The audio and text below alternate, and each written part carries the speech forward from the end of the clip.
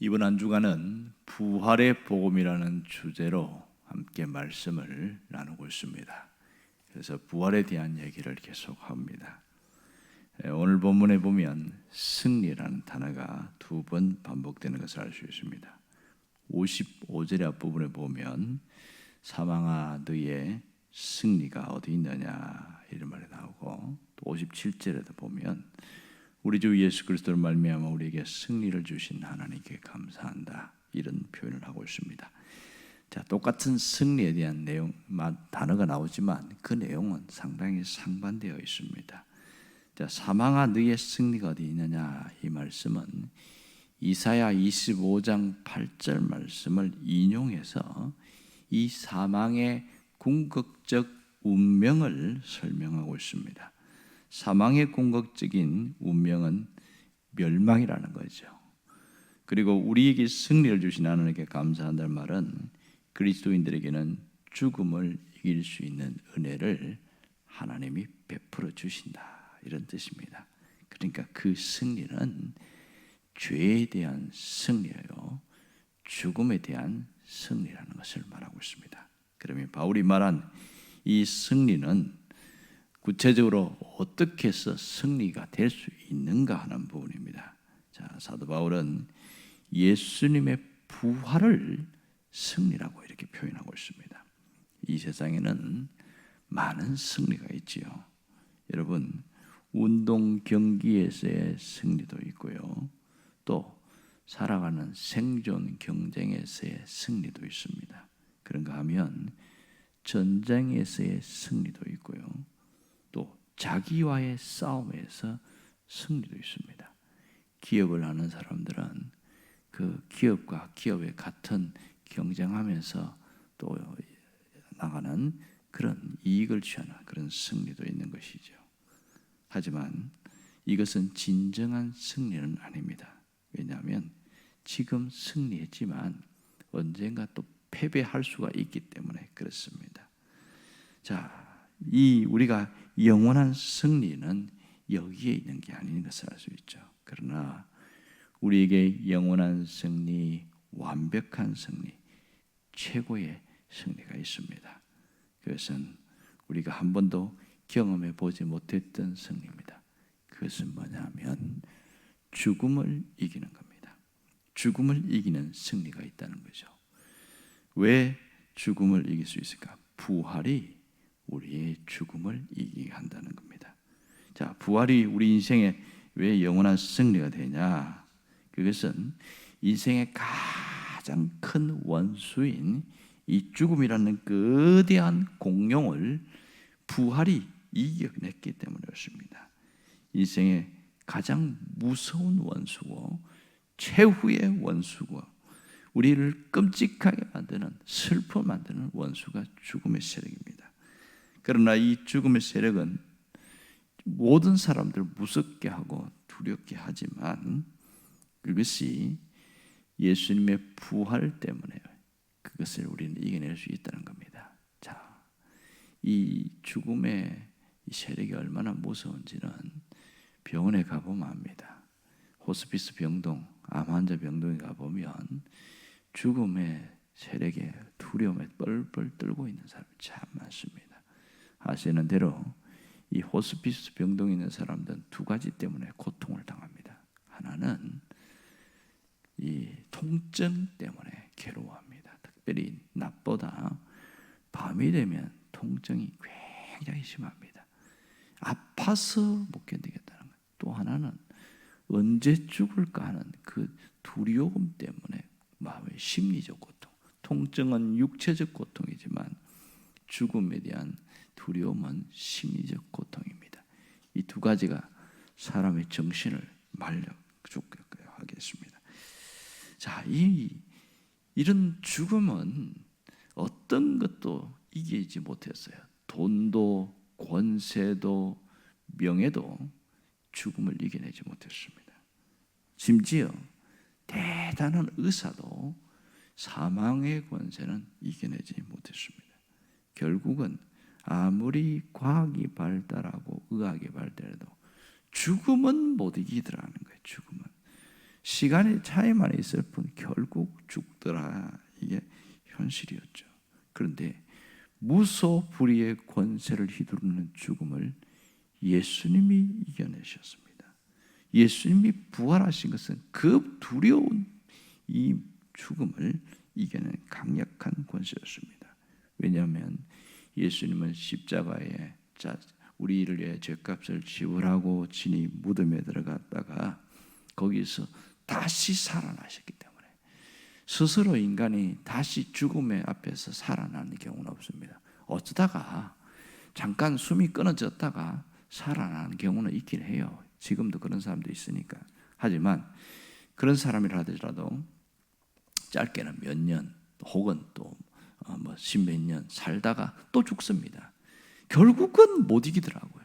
그런데 예수님은 한 번 이기는데 완전히 이겼고 영원히 이긴 거예요. 이게 차이점인 거죠. 그러므로 예수 부활이 최고의 승리고 최후의 승리다, 이렇게 말을 하는 겁니다. 놀라운 것은 그 부활의 승리를 우리에게 주셨다는 거예요. 그래도 우리도 승리할 수 있다. 57절에 보면 그 얘기를 하고 있거든요. 우리 주 예수 그리스도로 말미암아 우리에게 승리를 주신 하나님께 감사하노라. 하이, 놀라운 거 아니겠습니까? 여러분, 예수님은 십자가에 달려 죽으시고 부활하심으로써 죄와 죽음에서 승리하신 최고의 승리를 가지신 분입니다. 그런데 그 승리를 주님 혼자 가진 것이 아니에요. 우리에게 주시겠다 그러는 겁니다. 그러므로 주님의 승리를 취하는 자는 그 승리가 나의 승리가 되어진다, 이걸 할 수 있는 거죠. 여러분, 우리 주 예수 그리스도로 말미암아, 이 점이 대단히 중요한 겁니다. 여러분, 이 죽음의 승리가 어떻게 나의 것이 될 수 있냐? 내 힘으로 그렇게 하는 게 아니라 그리스도로 말미암아, 이것이 중요한 것이죠. 예수님이 우리에게 승리를 주셨습니다, 이런 뜻입니다. 자, 그러면 예수님이 우리에게 승리를 주셨다는 것이 구체적으로 무엇을 의미하고 있을까요? 그것은 예수 그리스도의 부활의 생명으로 죽었던 저와 여러분의 영혼을 하나님이 살리신 거예요. 영혼을 살리신 것이 얼마나 대단한지는 죽어보면 압니다. 건강히 살아있을 때, 건강할 때는 별로 중요한 줄 몰라요. 몸이 아프면 이 건강이 얼마나 중요한지를 뼈저리게 깨닫습니다. 우리가 이 부활이 이 살아있을 때는 이게 얼마나 중요한지 잘 몰라요. 내세나 천국이나 와닿지 않거든요. 지금 내 삶에는 별로 크게 피부적으로 와닿지 않거든요. 그러나 죽음이라는 이 문을 통과하고 나면 이것이 얼마나 강력한 힘이 되는지 그걸 알 수가 있습니다. 하지만 죽고 나면 우리는 다시 돌이킬 수 없는 것을 우리는 잘 알고 있지 않습니까? 그러므로 여러분이 우리의 영혼을 하나님이 살리신 것을 귀하게 여길 줄 알아야 됩니다. 그리고 이 부활은 영혼만 건지는 정도가 아니라 우리 새로운 삶을 일으키는 신호탄, 그러니까 새로운 출발을 위한 신호탄이라는 거죠. 그러니까 부활을 자기가 가슴에 품고 살아가는 사람은 내 삶에는 주님의 승리가 있다 이러면서 막 뚫고 나가는 거예요. 희한하지요. 어떤 사람은 똑같이 어려운데 똑같이 어려워요. 막 사방에 쪼여오고 너무 살기 힘들다. 진짜 누가 봐도 살기 힘든 상황이에요. 그런데 한 사람은 그 속에서도 어떻게 피하고 또 어떻게 막 이렇게 기어서 올라오던 뭐처럼 막 뚫고 나오는데 마치 아스팔트에 그 하나의 민들레가 뚫고 와서 꽃을 피우는 것처럼 말입니다. 그런데 어떤 사람은 죽겠다 한탄만 하면서 거기서 맥없이 그냥 그렇게 무너지는 사람이 있습니다. 무엇이 바꿈습니까? 여러분, 일반 세상에서는 그 사람이 가진 의지력이라고 그래요. 의지력도 누군가가 도와줄 수 있는 끈이나 힘이 있을 때는 내가 버티내지만 아무것도 없을 때는 무너집니다. 그런데 우리에게는 예수 그리스도가 계시잖아요. 그러니 그분의 부활을 딱 붙들고 있는 사람은요, 절대로 무너지지 않습니다. 왜냐하면 부활은 우리의 새로운 삶을 위한 신호탄이 되기 때문에, 주님의 부활은 단순히 영혼만 살리는 것으로 끝나는 게 아니라 우리 삶을 강력하게 일으켜 나갑니다. 여러분, 죽음이 얼마나 무섭냐 하는 것은 죽음 자체의 무서움도 있지만 죽음이 갖고 오는 두려움 때문에 무서운 거예요. 우리 지금 살아있지만 그 두려움 때문에 벌벌벌 떠는 것이 우리 현실이거든요. 언젠가도 한번 얘기한 적이 있는데, 인도에 가면 꼭 이런 얘기가 있습니다. 어떤 마술사가 쥐를 만났는데 쥐하고 이제 대화를 하게 됐어요. 근데 이 쥐에게는 특별히 너무너무 두렵다는 거예요. 그래서 물어봤어요. 뭐가 그렇게 두렵냐?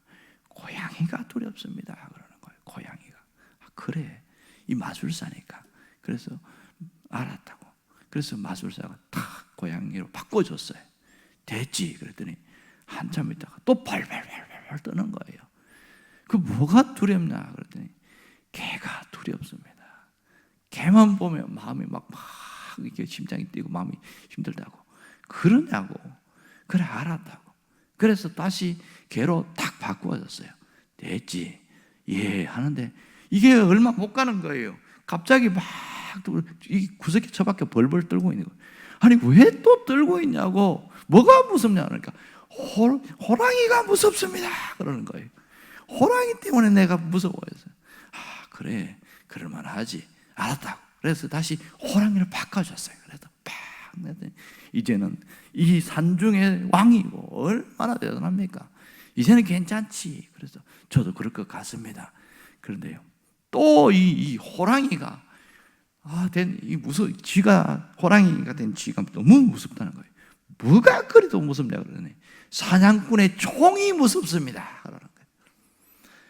이 마술사가 또 기가 막혀가지고, 에이, 너는 아무리 해봐야 두려움이 끝이 없겠다. 차라리 다시 쥐로 돌아가라. 다시 쥐새끼가 됐다는 얘기입니다. 이게 바뀐다고 두려움이 없어지지 않는다는 얘기죠. 뭔가가 가진다고 두려움이 없어지냐? 일시적으로는 없어지겠지만 그 속에 근본적인 두려움은 계속 몰아내지 않으면 계속 남아있다. 그런 교훈을 주고 있는 거예요. 아주 의미심장하지 않습니까? 우리는 그런 생각합니다. 여유가 생기면 두려움이 없어질 것이고, 불안하지 않고 내가 아픈 것이 없어지면 괜찮아질 것이고, 내게 부족한 게 채워지면 다 좋아질 것이고, 하지만 시간이 지나면 또 다시 두려움이 옵니다. 자, 불안과 초조와 염려와 걱정과 이 근심과 우울함, 모든 감정은 두려움에서 파생된 감정이에요. 그러니까 마이너스 감정, 부정적 감정의 모든 덩어리에는 두려움이라는 게 있어요. 거기서부터 출발하는 겁니다. 자, 여러분, 이것이 우리의 현실이지만 주님의 부활을 꼭 붙들고 살아가면요, 그걸 뛰어넘을 수 있다는 겁니다. 주님이 2000년 전에 부활하신 것은 우리에게 이런 승리를 주기 위함인 겁니다. 부활의 생명의 승리는 여기에 있습니다. 여러분, 주님의 부활이 우리의 부활이 될 수 있기를 바랍니다. 주님의 승리가 여러분의 승리가 되기를 간절히 바랍니다.